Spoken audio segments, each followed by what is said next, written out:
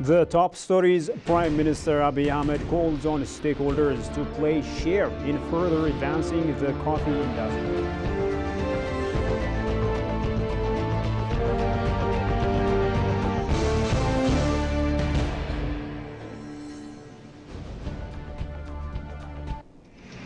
And researchers call for indigenous agricultural policy reforms.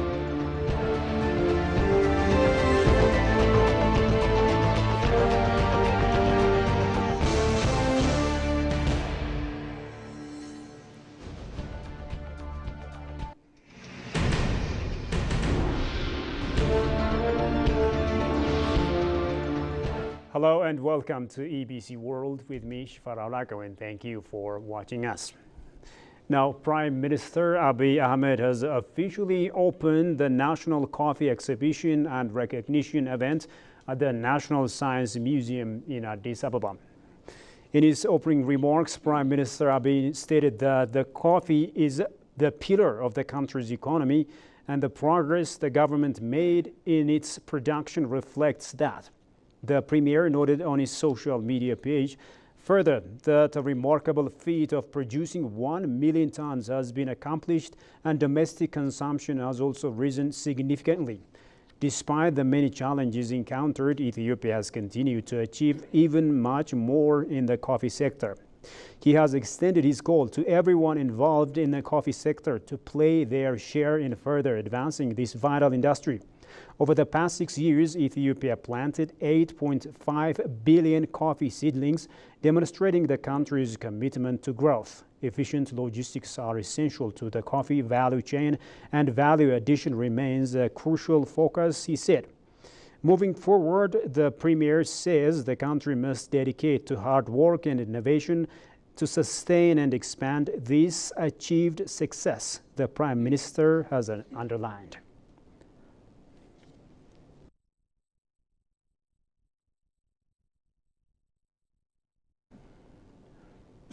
Ethiopia is actively working to evacuate its citizens from Lebanon amid challenging circumstances, according to the Ministry of Foreign Affairs. Nebiat Getachew, spokesperson of the ministry, addressed the media, focusing on the current situation in Lebanon. In response to recent developments, the Ethiopian government has established a technical committee dedicated to assessing the circumstances of its citizens there. This committee has facilitated the repatriation of approximately 51 vulnerable individuals, with over 3,000 more registered for return. The government is committed to strengthening its evacuation efforts in collaboration with various organizations and institutions through its citizen diplomacy. Additionally, Nebiat announced that Ethiopia has been elected as a member of the United Nations Human Rights Council for the term 2025 to 2027 during the 79th UN General Assembly meeting held in New York. He added that out of the 193 participating countries, over 171 voted in favor, marking the third term in the Council. According to him, this marks Ethiopia's third term on the Council, following its previous membership from 2013 to 2015 and 2016 to 2018. The election highlights Ethiopia's ongoing commitment to the promotion and protection of human rights at both the national and international levels.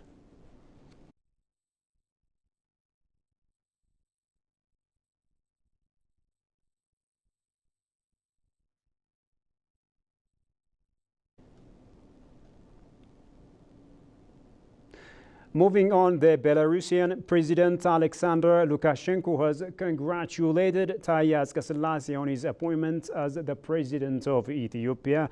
Belarusian news wire service reported, citing the press service of the Belarusian leader.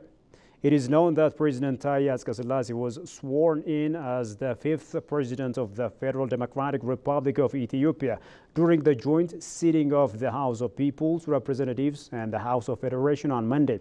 He assumed the office from the first female head of state, Sahle-Work Zewde, after her tenure ended this week.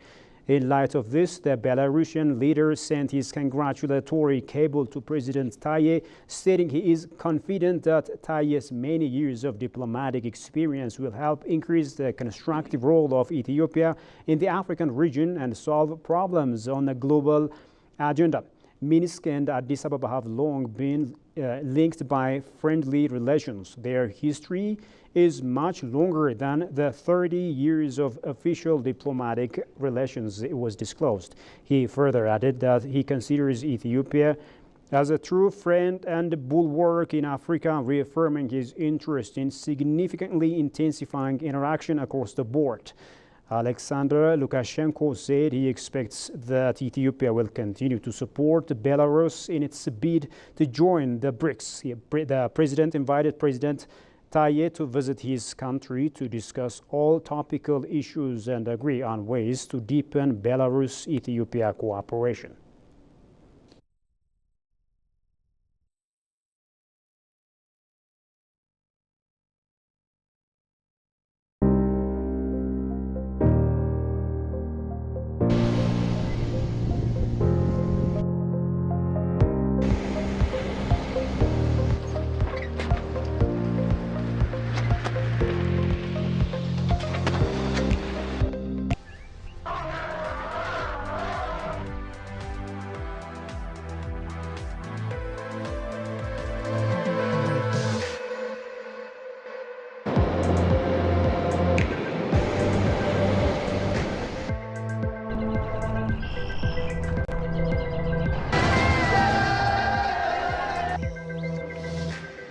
It looks like going over the edge. Imagine that.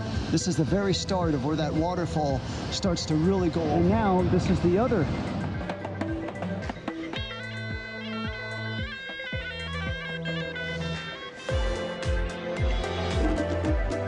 This is maps showing you around when you first get in. And then there's a... Somehow I am at the biggest stairwell. Completely by luck, over 3.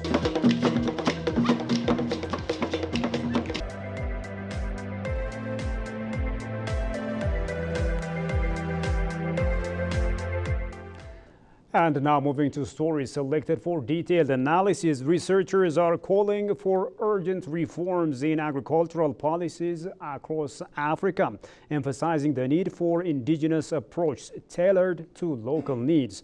In a recently published book, Untold Stories of African Agriculture, Dr. Tzadek Abate highlights Ethiopia's potential to lead globally in agricultural developments, but critiques policies that prioritize foreign interests. They also stress the importance of empowering African nations through indigenous research initiatives to enhance their bargaining power on global stage. Johannes Fantown has looked into the matter.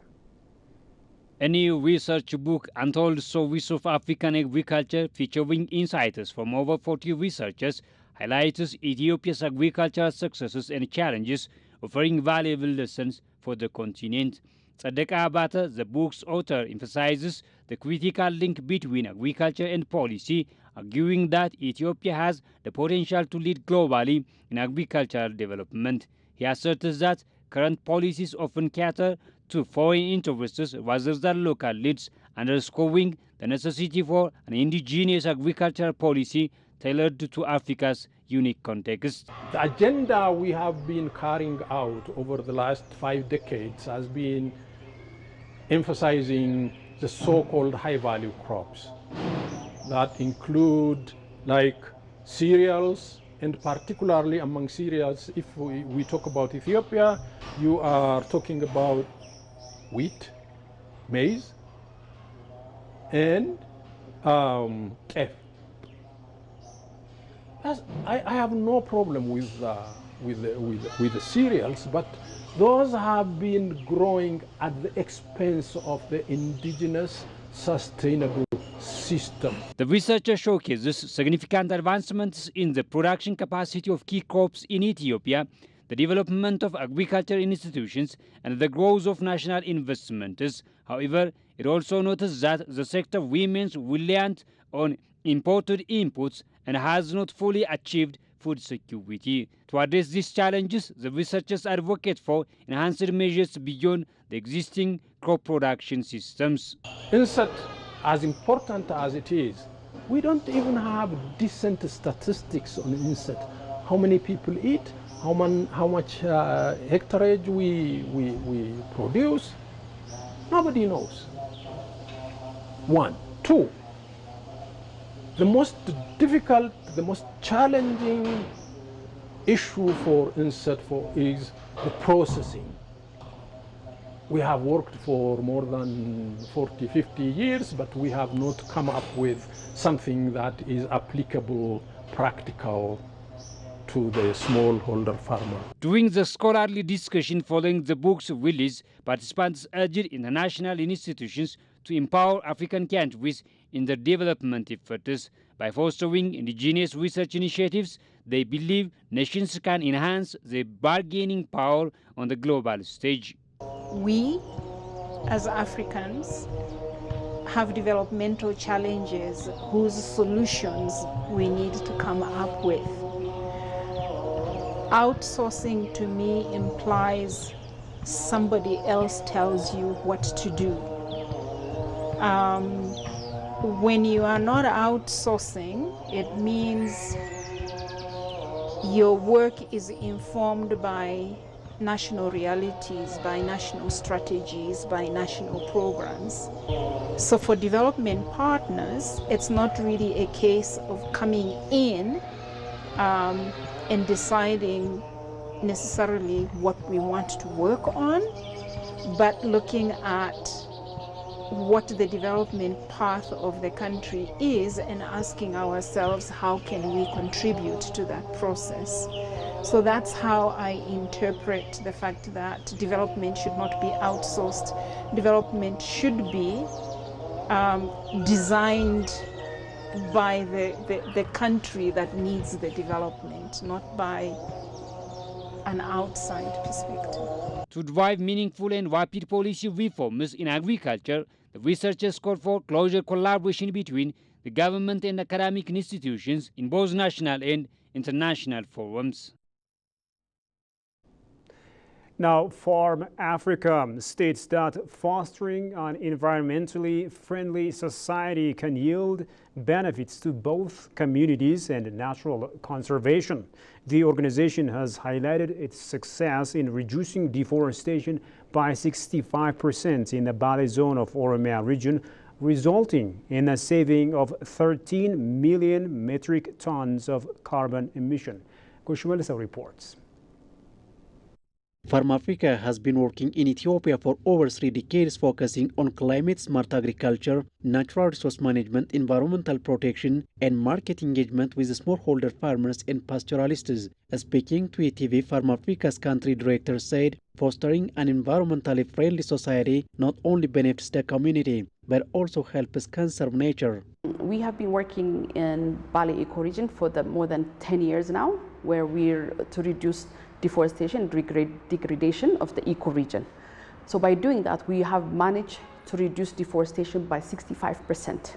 So by reducing the deforestation, what we have basically effectively done, of course, when I say we, is with the community and the local government, we have reduced the carbon emission that has been saved from the reduced deforestation. That's around 13 million, more than 13 million metric ton of carbon has been saved. And what we have done is by having it internationally audited and verified, we were able to sell that on international voluntary market, where the sale has gone 60% to the community and 40% for the local government. Farm Africa did not even get a penny from it. The sale of carbon credits in turn enables communities to reinvest in themselves, she noted. Shawit further said that environmental conservation cannot be achieved without addressing the livelihoods of the local community. The work in environment conservation cannot be done without addressing the issue of the livelihoods of the community. And so if by doing it in harmony, you can make the intervention sustainable and the conservation sustainable as well. You know, Ethiopia has diverse biodiversity, animals and plants that needs to be protected, but you cannot just protect it by itself unless you address the issues that are driving the community from going into the the conserved areas. She highlighted how Abijata Shala Lake rehabilitated jointly by the community. The best part of the Abiata intervention is that, after literally a year of intervention, we have moved out now. It's self-sustaining and sustainable way. So now what we are trying to do is scale out that kind of intervention in other lake areas as well as forests, taking the lessons that we have generated from how to manage rangeland in a joint manner between the community and the local government. So we're scaling that out in other areas of Ethiopia. Co-implementing environmental protection with the community is crucial for living in harmony, Shawit stressed.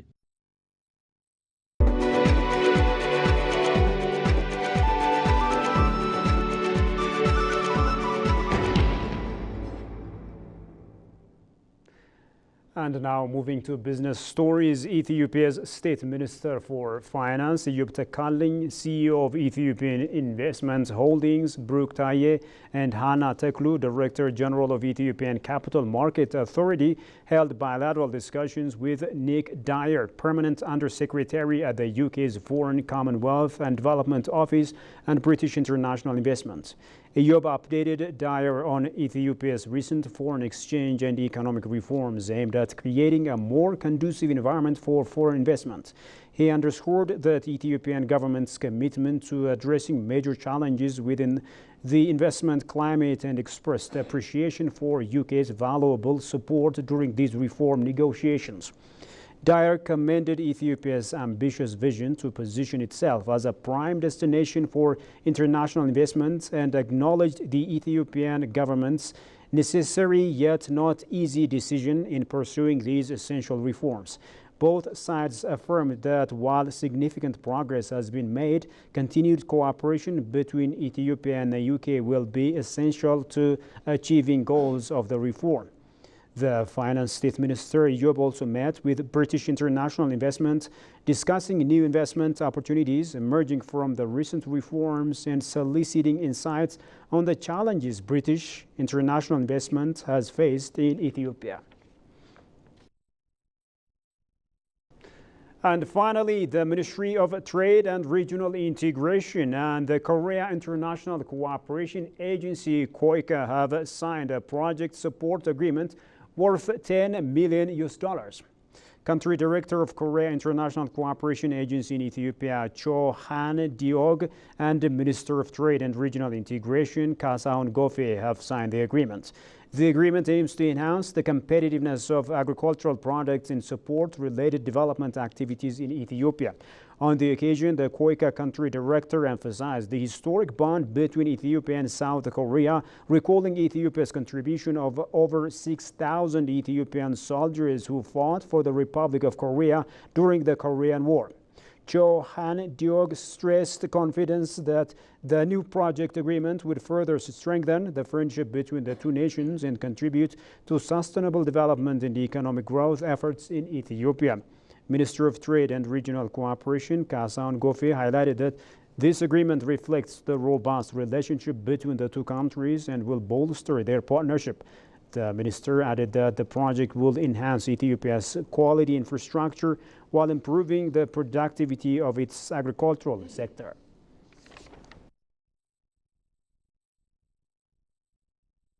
Well, dear viewers, you have been watching ABC World. Now a quick recap of the top stories. Prime Minister Abiy Ahmed calls on stakeholders to play share in further advancing the coffee industry.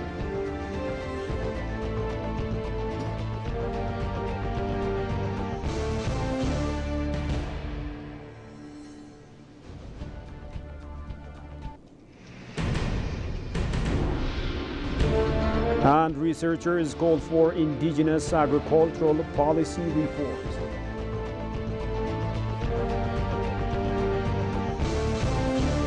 Well, viewers, that's all the news there is for now. Thank you for watching us.